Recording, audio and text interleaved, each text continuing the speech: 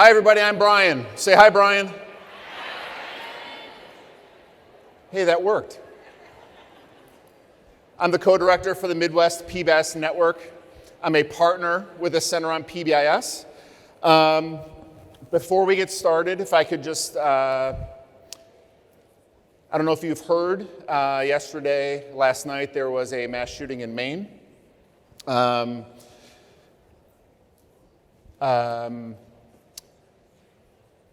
I would like for us to think about those who have lost their lives, those who've been impacted in that ongoing situation. Would it be okay if we just took a moment of silence to both think about the community in Maine and our other communities who are impacted by gun violence? If you could just join me.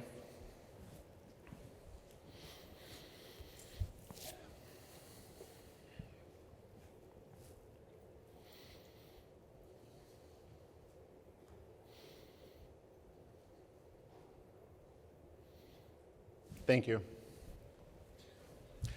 I am really glad to be here. I'm glad that you guys are here. You have made it to the 21st PBIS Leadership Forum. You managed to find this ballroom. If this is your first time, raise your hand, please. Holy moly. That was wonderful. Yeah, it's 42%. That's great. For those of you who are new, and a reminder for the returners, the forum is a technical assistance activity of the Center on PBIS. This is where we share the latest research, the latest applications of the PBIS framework, along with real implementation experiences from exemplars who are living in your shoes every day. The center is funded from the Office of Special Education Programs and the Office of Elementary and Secondary Education. And if you haven't heard, we were just awarded another 5-year cycle to continue the work.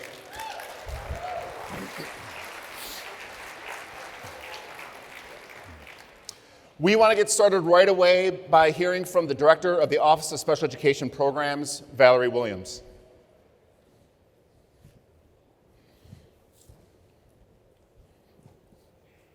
Hello, I'm Valerie Williams, Director of the Office of Special Education Programs at the U.S. Department of Education, and I'm honored to help welcome you to the annual National PBIS Leadership Forum.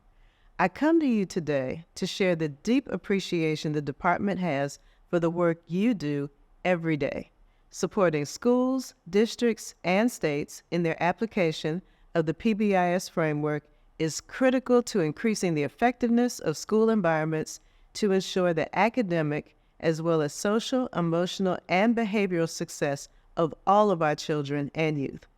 When students feel connected to positive and predictable school environments, their mental health and academic performance improve.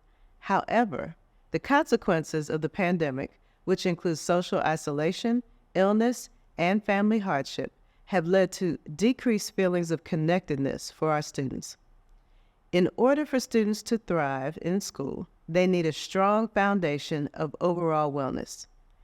The department is committed to working with parents, families, educators, school instructional support personnel, and others to meet students' social, emotional, behavioral, and mental health needs. We are assisting state and local leaders to grow the knowledge and skills of professionals currently in schools, expand the supply of mental health professionals who can work with students, and increase access to funding through the Medicaid program to support school health services, including mental health services. Earlier this year, Secretary Cardona unveiled the department's Raise the Bar, Lead the World initiative, which includes 3 key focus areas: achieve academic excellence, boldly improve learning conditions, and create pathways for global engagement. Making education a top priority, this administration is focused on providing tools, resources, and assistance to states, districts, and schools to promote academic excellence and wellness for every learner and better prepare our nation for global competitiveness. That is a journey of transformation in education, a journey of raising the bar in education together. And personally, what I love most about this work is that it's rooted in deeply understanding the challenges, so that we can invest in scaling up high-quality strategies and solutions that address these needs, such as PBIS. I encourage you to learn more about the department's call to action, Raise the Bar, Lead the World, by visiting www.ed.gov/raisethebar. Another related area of work I'm proud to highlight is the Positive Supports for Behavior and Discipline webpage and resource database, which includes over 250 resources. During the 2023 OSEP Leadership and Project Directors Conference this past July, OSEP, in collaboration with the PBIS Center, released additional resource guides that summarize practices in early childhood and K-12 programs that can be used to prevent and respond to interfering behavior. The new resource guides are organized in 3 categories: data, systems, practices. Each of these new resource guides provides schools and early childhood programs tools and strategies in implementing positive, proactive approaches to respond to children's behavioral needs more effectively and address disparities in the use of exclusionary discipline. We have also included an inventory of policy documents, multimedia presentations, the OSA's blog series on discipline and behavior, and a list of related U.S. Department of Education technical assistance centers. You can find all of the resources I mentioned, along with many others, on the OSEP Ideas That Work website. I want to close in the same way I started, by thanking you. Thank you for your commitment to improving the social, emotional, behavioral, mental health, and academic outcomes for all. And most importantly, thank you for your work to improve outcomes for children and youth with disabilities. I wish you a wonderful time at the PBIS Leadership Forum. Woo!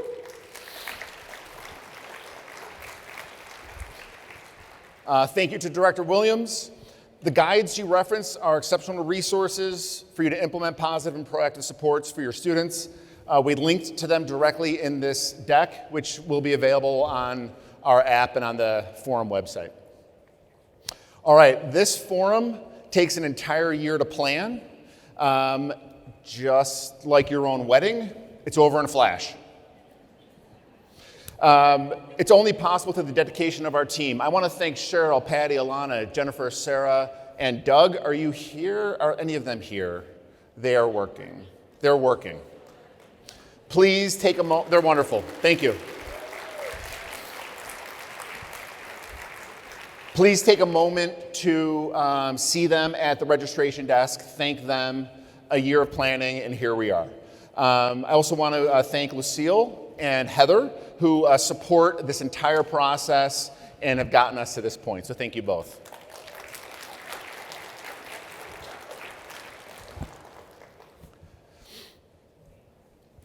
This is not possible without our volunteers. We have over 100 volunteers. Raise your hand if you're volunteering.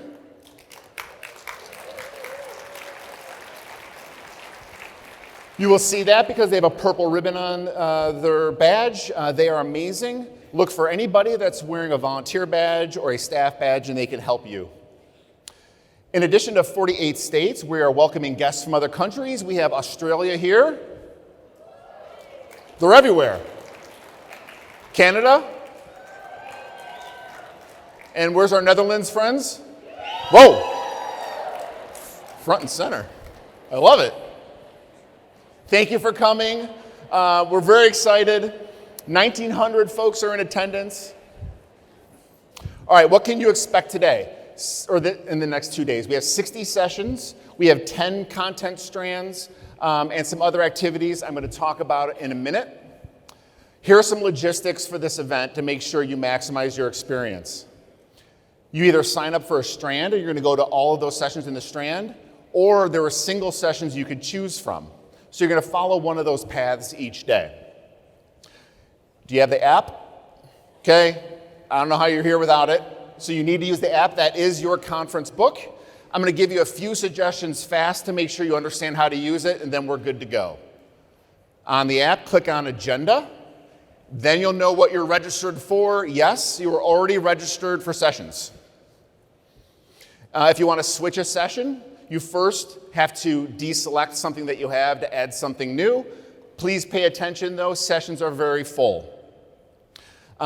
Speaking of that, we have put every chair possible into every room. There's no more space. So please get to sessions early. Attend the ones you're registered for. Be pleasant with each other. And be flexible over these 2 days, and we appreciate that.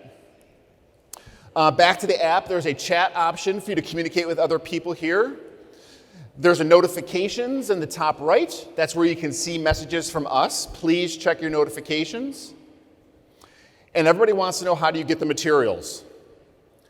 From the sessions, you will click Save to Conference Bag.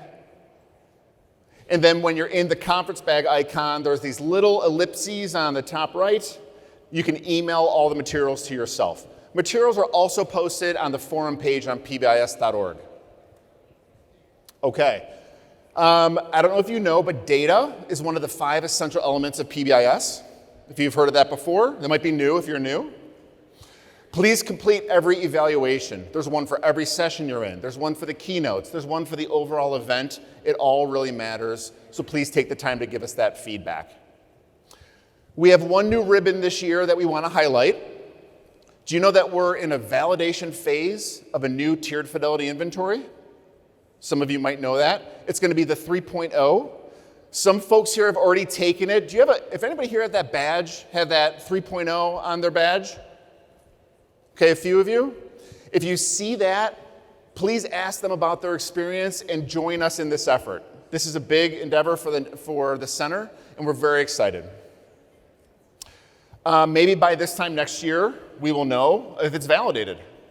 Mark your calendars. Here are the dates for the next forum in 2024. All right, about this hotel, what do you guys think? I heard you love it. That's what I just heard. We like the architecture, the history. We like the Escher-style staircases that go in circles. We know a little extra help is needed. On the app, there's an icon that says Finding Your Rooms. It does exactly what it says it will do. So that's how you can navigate. We hope that you're here as a part of a team. That's the whole idea of scaling this work. There's a materials section on the app, and that's where you can get some planning tools. And we ask, when you're here, you're talking with your team members, and you're asking for every session, how does this compare to our priorities? Who's going to oversee the work? What should we stop doing? And how will we assess whether we're doing this well and it's working?